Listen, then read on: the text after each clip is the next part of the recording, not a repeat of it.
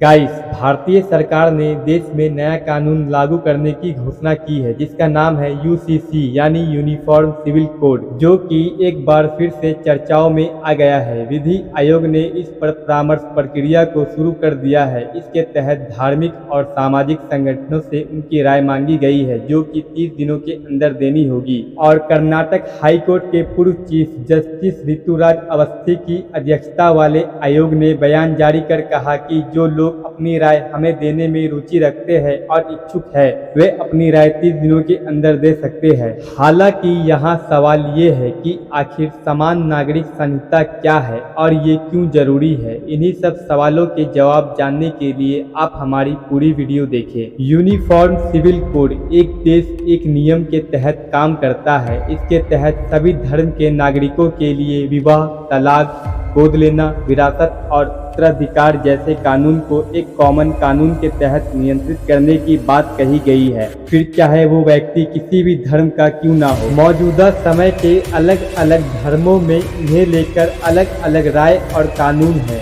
भारतीय संविधान के अनुच्छेद 44 के भाग 4 में समान नागरिक संहिता का उल्लेख किया गया है। अनुच्छेद 44 के मुताबिक राज्य भारत के पूरे क्षेत्र में नागरिकों के लिए एक समान नागरिक संहिता को सुरक्षित करने का प्रयास करेगा। अनुच्छेद 44 का उद्देश्य कमजोर समूह के खिलाफ भेदभाव दूर कर विभिन्न सांस्कृतिक समूह के बीच सामंजस्य स्थापित करना था। उस समय भारत के पहले कानून मंत्री डॉक्टर BR अम्बेडकर ने कहा था कि समान नागरिक संहिता वांछित है, लेकिन फिलहाल ये स्वैच्छिक होना चाहिए। यूनिफॉर्म सिविल कोड सबसे पहले ब्रिटिश सरकार के समय में आया था, जब ब्रिटिश सरकार ने सबूत, अपराध और अनुबंधों से संबंधित एक रिपोर्ट पेश की। इस रिपोर्ट में भारत की संहिताकरण की एक रूपता को लेकर जोर दिया गया। रिपोर्ट में ये भी कहा गया था कि हिंदू और मुस्लिम के व्यक्तिगत कानून संहिताकरण से बाहर रहे। साल 1941 में हिंदू कानूनों को संहिताबद्ध करने के लिए BN राव समिति का गठन किया गया था। तो